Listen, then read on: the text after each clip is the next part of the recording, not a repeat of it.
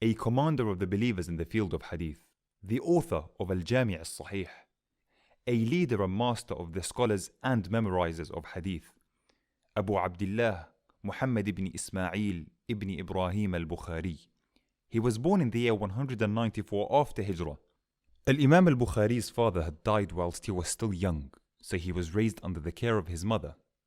His father was a pious man. He said before dying, "I am not aware of a single dirham in my wealth which was earned wrongfully or from any questionable source." Al-Imam Al-Bukhari lost his eyesight as a child.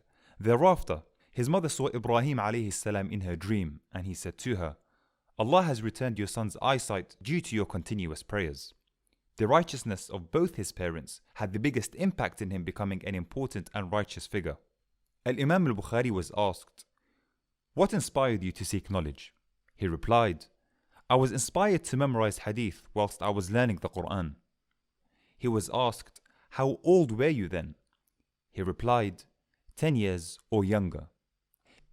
He, may Allah have mercy on him, traveled in pursuit of the hadith of Muhammad sallallahu alaihi wasallam.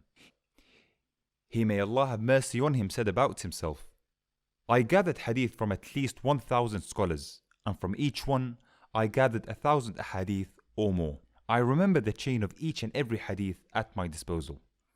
In addition to his knowledge, he was a pious and devout worshipper.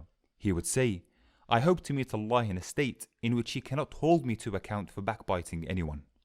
The book Al-Jami' Al-Sahih is one of his most monumental works, known as Sahih Al-Bukhari.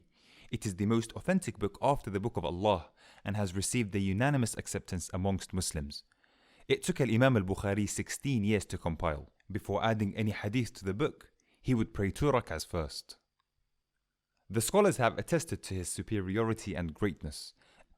Al-Imam Ahmad said, "Khurasan has not produced anyone like Muhammad ibn Ismail." Al-Imam Ibn Khuzaymah said, "I have not witnessed anyone under the sky who is more knowledgeable with regards to the hadith of Muhammad sallallahu alaihi wasallam, nor anyone who has committed more to memory than Muhammad ibn Ismail."